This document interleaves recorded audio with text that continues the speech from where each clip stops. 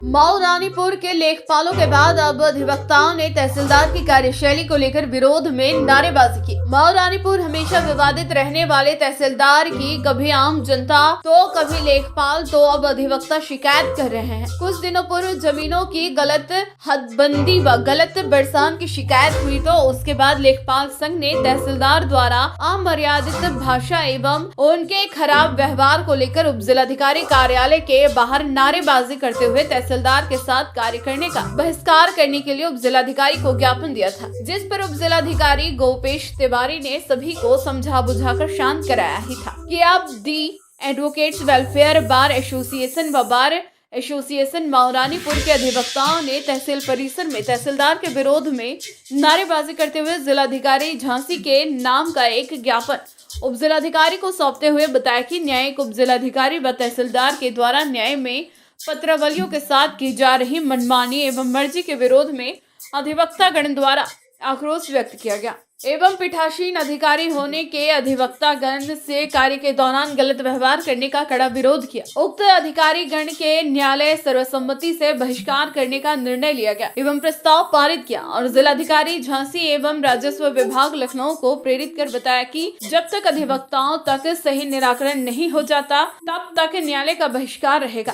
Bar association के अधिवक्ताओं ने बताया कि न्यायालय उप जिलाधिकारी न्यायिक में पत्रावलियों में आदेश हुए हैं कि कितनी पत्रावली खारिज है एवं कोई भी हदबंदी मौके पर नहीं की जा रही और न जानकारी हो पा रही है, केवल बिना सुने पत्रावली खारिज कर दी जा रही है। ऐसी स्थिति में समस्त पत्रावलियों को ठीक नहीं हो जाती तब तक न्यायिक कार्य से विरत रहेंगे। ज्ञापन में दोनों संघों के अध्यक्ष व सदस्य के हस्ताक्षर हैं। आज किस संबंध में प्रदर्शन किया गया, क्या मांगे थी आप लोगों की? क्योंकि बार एसोसिएशन के अध्यक्ष के नाते एक मऊ रानीपुर में समस्त अधिवक्ताओं की एक पीड़ा है। इस बात की पीड़ा थी कि उप जिलाधिकारी न्यायिक की अदालत में जितने भी वाद विचाराधीन है राजस्व संबंधी, ना तो ये जानकारी प्राप्त हो पा रही है किसी भी अधिवक्ता को कि हदबंदी हमारी कब खारिज हो गई और कब बहाल हो गई। इसी प्रकार से बंटवारा वाले मुकदमे और भी तमाम राजस्व के जितने भी वाद विचाराधीन है, कब ऑर्डर हुआ, कब रिपोर्ट आई, कब खारिज हो गया, किसी भी अधिवक्ता को कोई जानकारी प्राप्त नहीं हो पा रही है। केवल होए पोए की स्थिति बनी हुई है अदालत में, इसलिए समस्त अधिवक्ता परेशान हैं। इस समय चूँकि किसानों का कार्य चल रहा है खेती का, कोई भी व्यक्ति तारीखों पे भी नहीं आ पा रहा है। हदबंदियों के लिए एकाएक आदेश कर दिया कि आप 3 दिन के अंदर हदबंदी करके दें। मौके पर कोई लेखपाल कोई हदबंदी नहीं कर रहा है, न किसी को जानकारी प्राप्त हो रही है और ना ही बंटवारे में किसी के कौन के रंग भर रहे, किसके गलत भर रहे, कि सही भर रहे, ये भी जानकारी नहीं। किसी काश्तकार के कोई हस्ताक्षर भी नहीं कराए जा रहे हैं। इस तरीके से यहाँ सारे वकीलों के आह्वान पर मैंने एक मीटिंग आहूत की और अधिवक्ताओं की पीड़ा को समझा। ये बेटर समझा कि अभी जिलाधिकारी को उप जिलाधिकारी प्रशासन के माध्यम से ज्ञापन भेंट किया है कि जब तक सारी फाइलें पटल पर आना चाहिए, कितने महीने पहले कितने आर्डर हो गए, कितने पेंडेंसी है, कौन खारिज हो गए हैं, ताकि अपील का भी समय ना निकले लोगों का।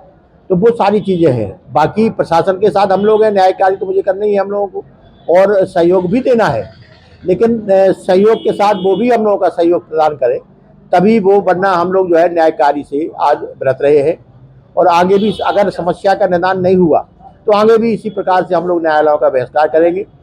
और शासन की जो मंशा है कि जल्द तुरंत न्याय मिले लोगों को, वो तुरंत न्याय न मिलकर अन्याय प्राप्त हो रहा है। तो इस स्थिति को हम लोगों ने आज ज्ञापन भेंट किया। सारे वकील ज्ञापन भेंट करने उप जिलाधिकारी महोदय के कक्ष में पहुंचे थे और कोई विवाद था? हाँ, और इसके अलावा तहसीलदार महोदय के खिलाफ भी सारे अधिवक्ताओं ने कहा कि पेंडेंसी बहुत है, वो कोई आर्डर समय से नहीं करते हैं। आर्डर में इस बात का इंतजार करते हैं कि कौन हमारे पास मिलने कब आ रहा है, क्या इस तरीके से जो प्रक्रियाएँ चल रही हैं। और इन प्रक्रियाओं के विरोध करने के लिए हम लोगों ने ये तय किया था कि जब तक प्रक्रिया सही नहीं होगी तब तक हम लोग न्यायिक कार्य से व्रत रहेंगे। धन्यवाद।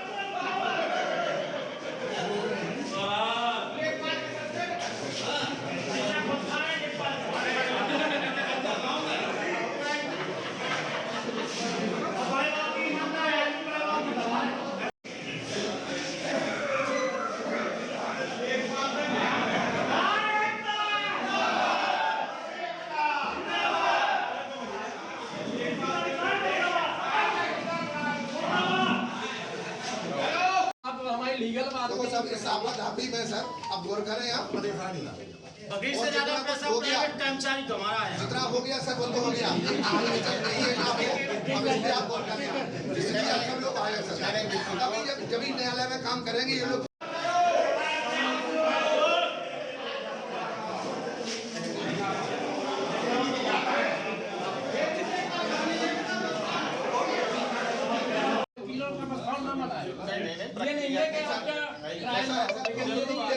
एक साथ पत्ता गड्डी का आदेश नहीं होना चाहिए अब, चूंकि फसलों की बुआई हो चुकी है और पत्ता गड्डी का आदेश होता है तो बड़े विवाद हो रहे हैं। वकील किस लिए आदमी करता है? क्लाइंट का ये है कि वकील होना चाहिए, नहीं सर। और एक और है भाई साहब, हर लेखपाल के पास एक एक दो दो लड़के लगे हैं, वो बना रहे हैं, हर लेखपाल के पास लगे हैं।